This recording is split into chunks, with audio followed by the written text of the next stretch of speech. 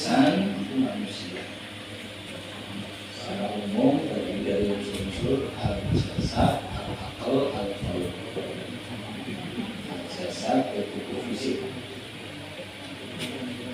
Jasad tubuh fisik, tangan, kaki, mata, kuping, telinga, jasad. Al-aqlu akal.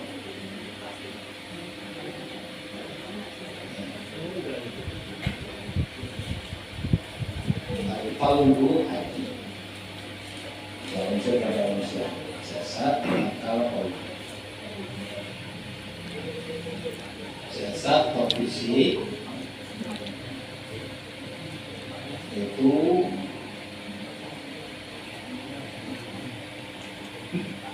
tugasnya mewujudkan apa yang dipikirkan, dipahami, diyakini, dikehendaki menjadi amal. Amal lahiriah, amal al-jawari, amal yang bersifat lahiriah, ada bentuk sama.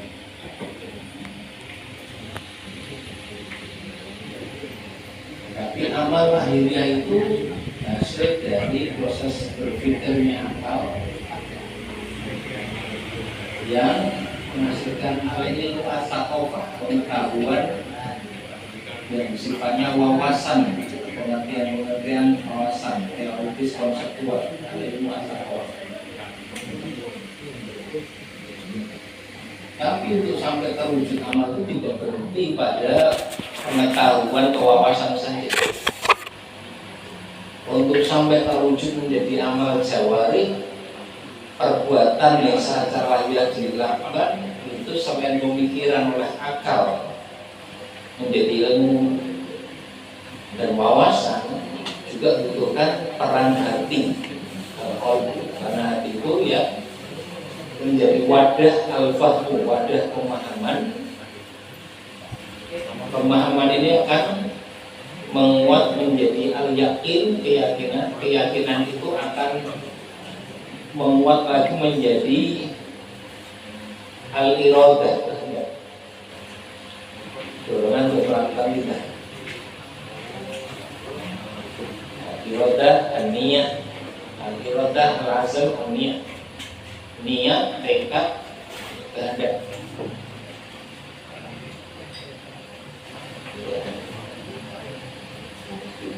Sampai di sini coba satu kembali. Ada orang punya ilmu banyak, wawasannya luas, awalnya sehat, ya dari rakyat. Jangan jenengan kopi. Tapi dia tidak serius menjaga kebersihan hatinya. Ya.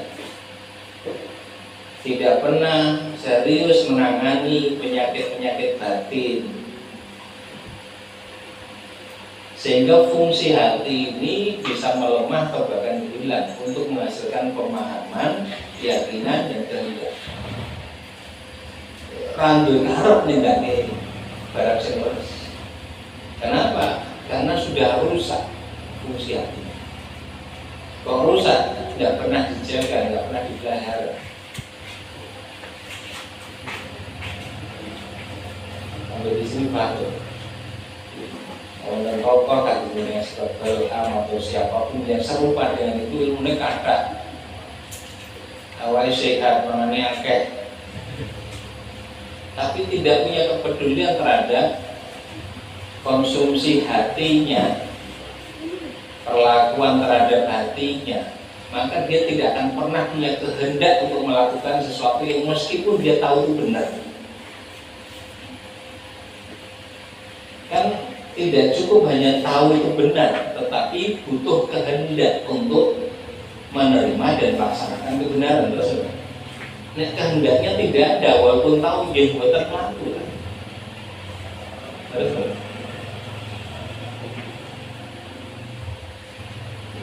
Guru Pak Guru mau kelas, ya kakek guru aku suka. Guru metan. Masuk ke ruang kelas, kelasnya kok ribet banget, berantakan. Padahal di situ ada banyak murid. Murid-murid itu tahu nggak? Nah ini udah rekening tapi betul. Tahu nggak bahwa mestinya dibersihkan, dirapikan? Tahu nggak? Kalau dilakukan, nggak ada kehendak. Kalau tidak ada kehendak melakukan sesuatu yang baik, yang manfaat, yang benar, itu indikasi hatinya ini rusak. Fungsi hati yang seharusnya melahirkan kehendak melakukan sesuatu yang benar. Karena wis ngerti secara akal seperti itu. Kalau orang dilakukan hatinya sing rusak.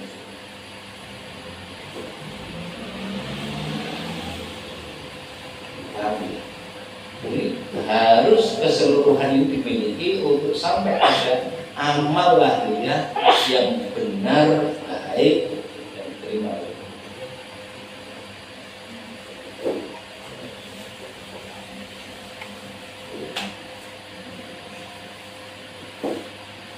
Ahli hukum, hakim, melanggar hukum kan loh. Ngerti yang itu salah itu. Tahu. Sarjanaku malah dihukum banyak. Hati ini bisa fungsi hati yang mestinya punya kehendak melakukan sesuatu yang dia tahu itu benar. Itu sudah tidak orang dikaruh kan.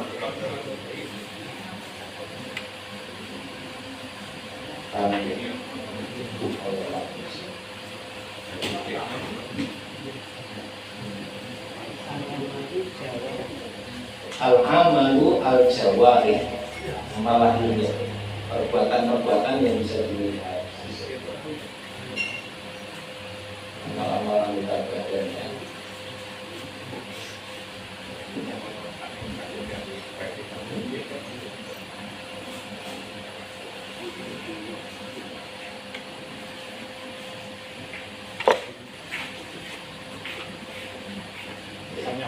Silakan.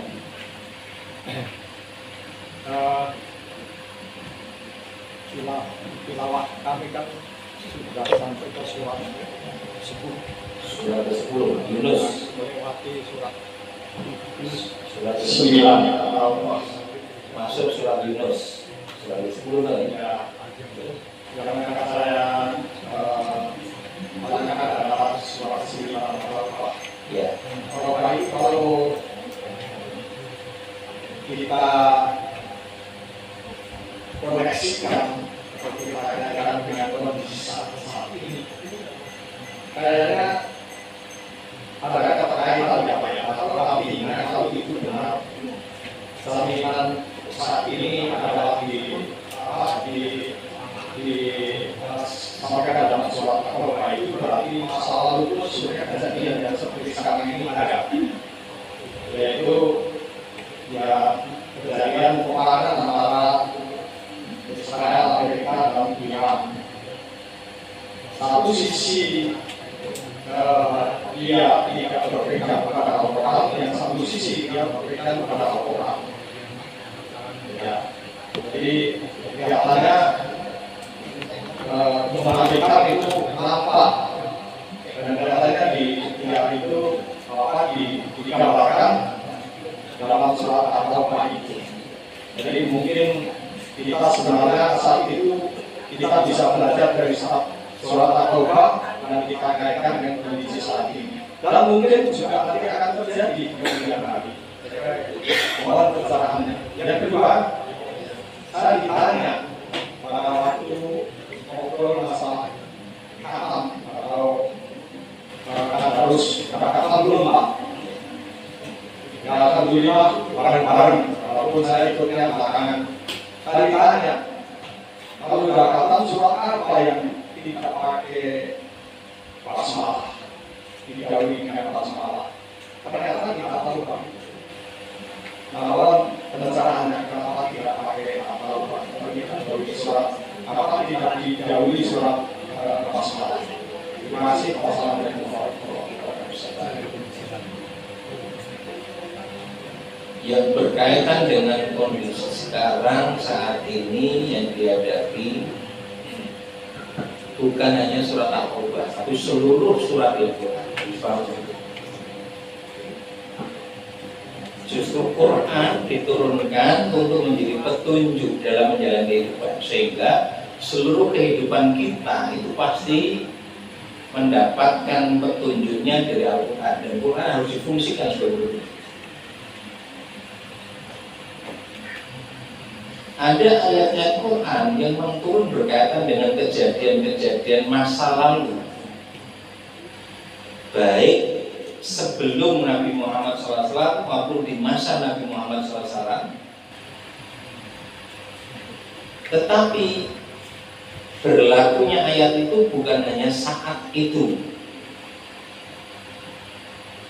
Berlakunya ayat itu sesuai dengan keumuman teks redaksi ayat tersebut. Ini yang oleh para ulama tafsir disebut dengan kaidah al-ibratu bi amil lafzi la bi khususis sabab. Pengambilan pelajaran dari ayat itu berdasarkan umumnya lafal, bukan khususnya sebab.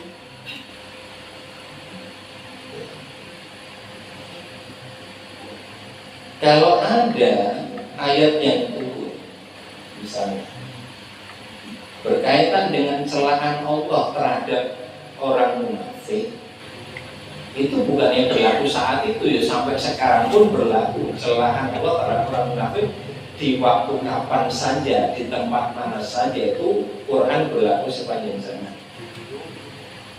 Di bagian awal yang perlu kita tegaskan, yang selaras dengan kondisi kita saat ini bukan hanya surat At-Taubah, tapi seluruh surat dalam Quran.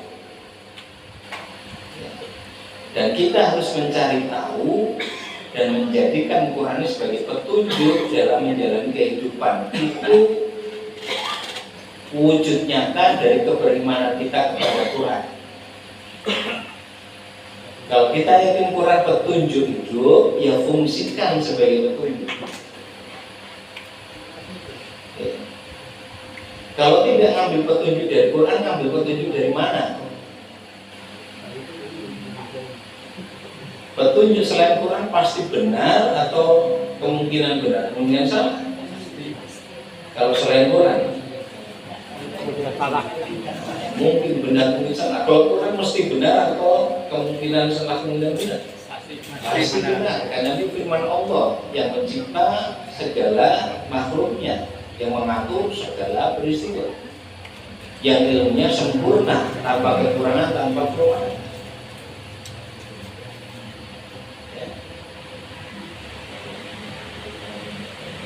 Quran berisi ilmu baik yang sudah terjadi, sedang berlangsung, maupun yang akan terjadi.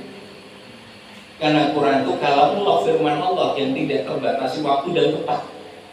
Berbeda dengan kalam dan pengetahuan manusia yang punya banyak keterbatasan. Maka pengambilan pelajaran dari Quran bisa berkaitan dengan apa yang saat ini terjadi, apa yang dulu pernah berlangsung, apa yang nanti kemungkinan akan terjadi. Ada semua di Quran. Itu juga surat Ar-Rum, surat ke-30. Dibuka sekarang, surat Ar-Rum.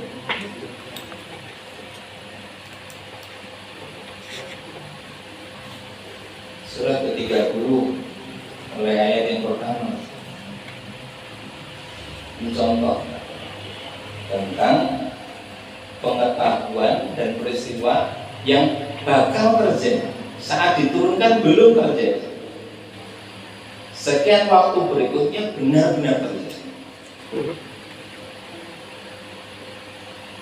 Surat Ar-Rum, surat 30. Sudah ketemu? Ya. Itu lagi ketemu. Ya, dibaca sudah. Ayat 1 sampai ayat 4. Surat Ar-Rum surat ke-30, ayatnya ayat 1 sampai ayat 4. Coba dibaca terjemahnya juga nggak apa-apa.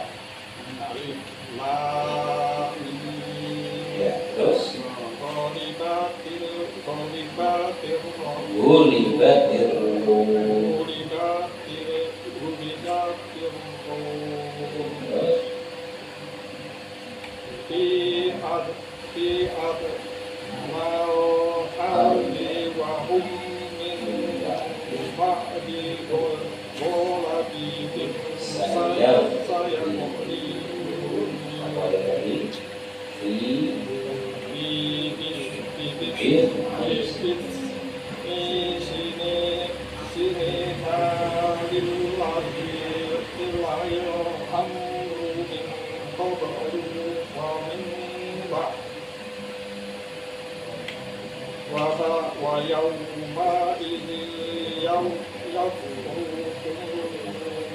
Yafrahul mu'min. Yafrahul mu'min.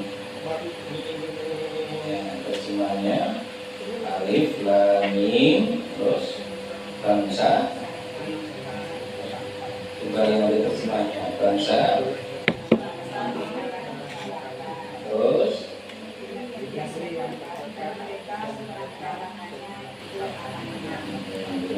dalam beberapa tahun lagi bagi Allah kan urusan sebelum dan setelah mereka menang.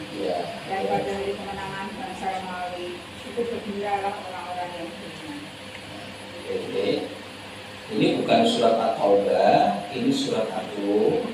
Tapi kalau kita mengambil pelajaran dari kasus perang yang terjadi hari ini juga ketemu ya. Ghulibatir Rum, bangsa Romawi telah dikalahkan. Itu pernah dikalahkan oleh bangsa Persia. Saat bangsa Romawi itu dikalahkan oleh bangsa Persia, orang-orang musyrik Quraisy itu senang sekali.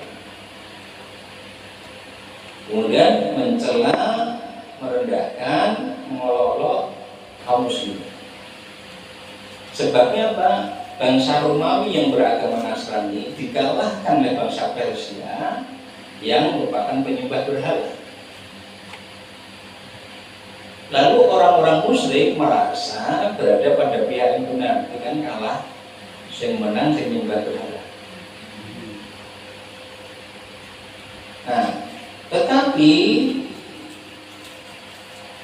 fi adnal ardi wa hum min ba'di ghalabim, saya itu setelah kekalahannya bangsa Romawi nanti akan menang. Mereka setelah kekalahan itu akan menang. Saat ayat ini diturunkan belum terjadi Romawi itu menang atas Persia, belum terjadi saat ayat itu. Tapi Allah sudah beritahu nanti setelah kekalahannya bangsa Romawi itu akan menang atas bangsa Persia. Kapan itu? Fi bid'i sinin, dalam beberapa tahun. Bid'un itu 3 sampai sekitar 7 atau 9 tahun. Dan betul 7 tahun berikutnya bangsa Romawi menang atas bangsa Persia. Saat bangsa Romawi ini menang, wa yauma idzin yafrahul mu'minun, pada hari tatkala bangsa Romawi memenangkan bangsa Persia, al mu'minun, orang-orang mukmin bergembira.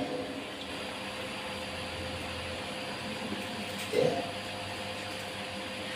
Maka kegembiraan orang beriman bukan hal yang salah, walaupun yang menang itu bangsa Romawi yang Nasrani. Yang membuat gembira itu kekalahan orang-orang musyrik. Sekarang kan yang jadi ramai kali itu senengnya orang Islam dengan misalnya kemenangan Iran, bukan berarti dukung Syiah itu bodoh. Tapi karena kalahnya Israel yang jadi musuh umat Islam, siapapun yang mengalahkan membuat kersot itu. Paham ya? Karena narasi yang dibangun teman-teman Salafi itu sibuk ngurusin nyalahin kesyiahannya. Orang dukung Iran itu dianggap dukung Syiah, salah, itu logika yang tidak benar. Quran sendiri mengatakan saat bangsa Romawi bisa mengalahkan bangsa Persia, orang-orang Muslim benar tidak mencela.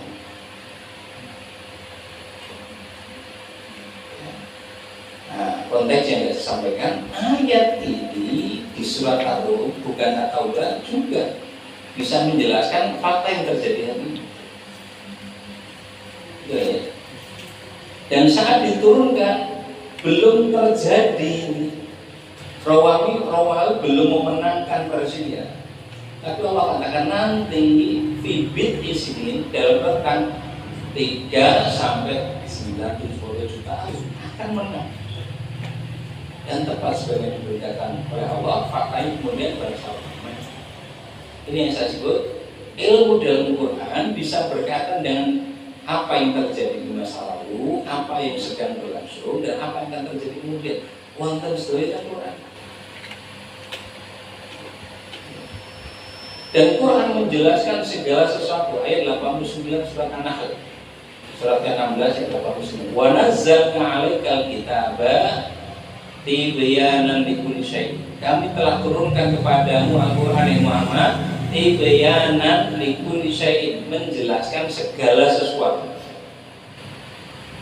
Apa yang tidak tercakup oleh kata segala sesuatu? Segala sesuatu itu suara kabeh. Walaupun ada yang diungkap secara umum global, ada yang diungkap secara terperinci. Bagian-bagian secara umum itu karena berkaitan dengan kemungkinan ada banyaknya perkembangan, tetapi pada pokoknya sudah diberikan. Yang diungkapkan secara terperinci biasanya dalam hal-hal yang secara umum itu tidak banyak diungkap. Itu penjelasannya biasanya terperinci. Tapi segala sesuatu tercakup, ada penjelasannya di dalam Quran. Paham gitu lagi? Ini jawaban pertama. Jawaban kedua, di surat At-Taubah kok nggak ada basmalahnya? Ada 2 penjelasan dalam wacana pemikiran para ulama, khususnya ilmu tafsir, ya. Penjelasan pertama berkaitan dengan ayat-ayat yang merupakan isi dari surat At-Taubah, hampir secara keseluruhan tentang peperangan. Hampir secara keseluruhan berkaitan dengan peperangan.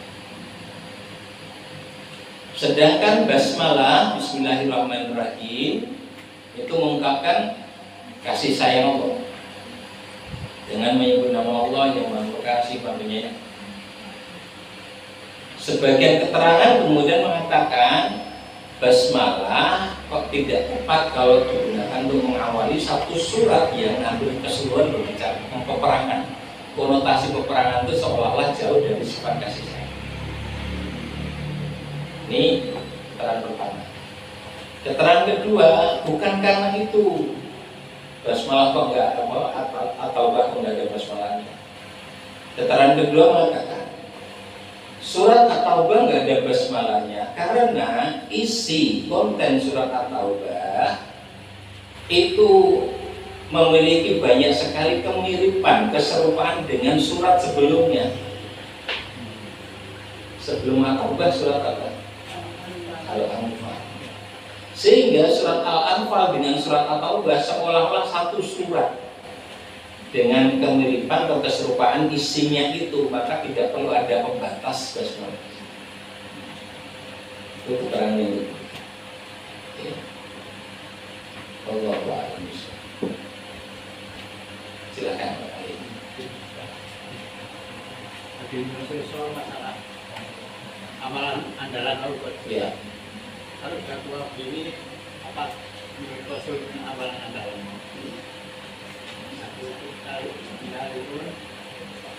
Kalau universitas Pak bahasa Arabnya Apa? Universitas Al-Jami'ah Al-Jami'ah Al-Islamiyah Al-Indonesia, Universitas Islam Indonesia. Al-Jami'ah Al-Azhar. Yang ketiga, surat yang khusus diberikan pada Nabi kita Muhammad SAW itu kan Al-Fatihah sama Al-Baqarah yang terakhir. Yang satu itu apa juga? Penutup surat Al-Baqarah. Sama Al-Fatihah sama yang satu yang dikhususkan itu Nabi Muhammad.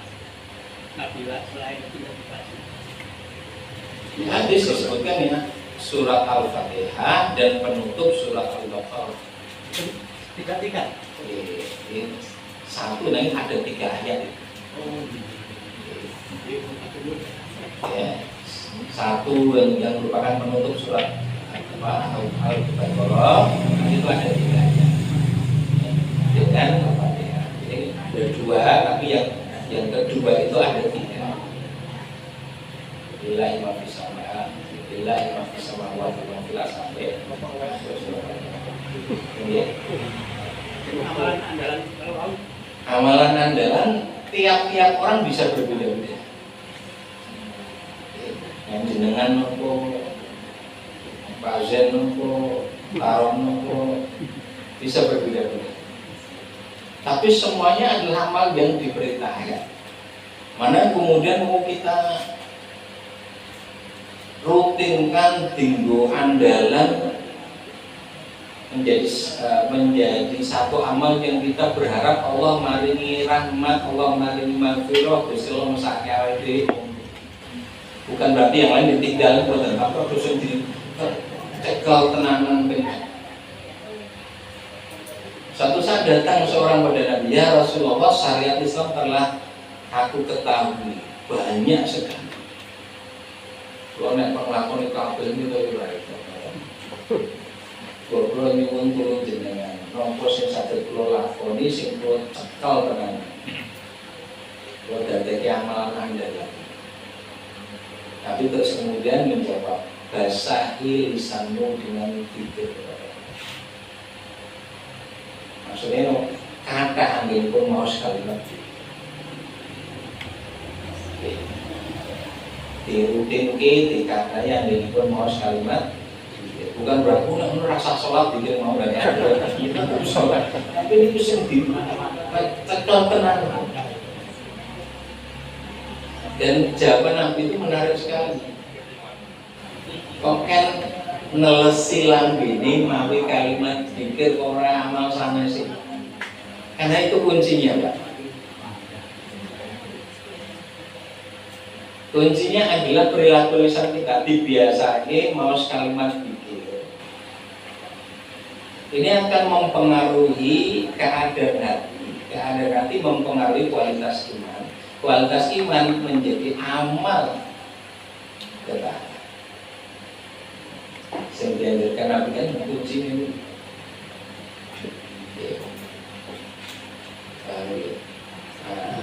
Tapi faktanya para sahabat punya amal andalan yang berbeda.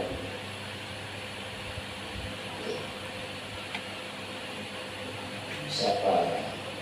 Abu Hurairah.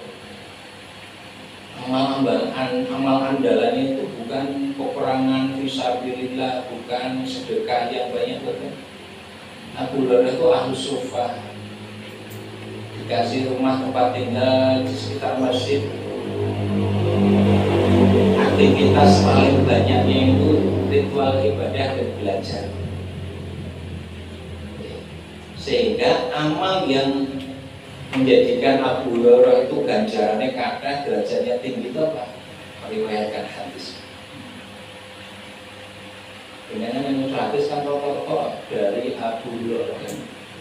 Dulu ganjarannya kata Abu Hurairah. Bahkan Abu Hurairah itu lebih Islam telat, Pak. Iya, dia sadar aku sudah terlambat dari bersandar dibanding para sahabat yang lain. Karena Abu Hurairah hidup bersama Nabi yang kurang lebih 3 tahun. Berarti kan rodo dari mobil Islam.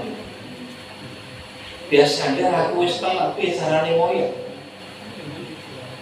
Lalu dia bertekad, maka mulai hari ini sejak keislaman 2 tahun, di mana ada Rasulullah di situ harus ada aku. Di mana ada Rasul di situ harus ada aku. Aku akan lihat yang dilakukan Rasul, aku dengar yang dibicarakan Rasul, aku akan sampaikan pada manusia ucapan dan perbuatan Rasul. Jadi TKT terus nyapal apa yang dibaca, apa yang diucapkan, apa yang dilakukan Nabi itu dihafal dikandati. Amal andalannya meriwayatkan apa-apa yang berasal dari Rasulullah SAW. Dan Abu Hurairah dimuliakan lewat itu.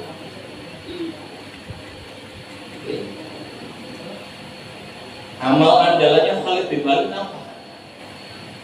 Bukan hafalan Quran, bukan sedekah yang banyak, tapi kepemimpinannya dalam peperangan militer. Gak pernah kalah, memimpin tuh Khalid bin Walid itu menang.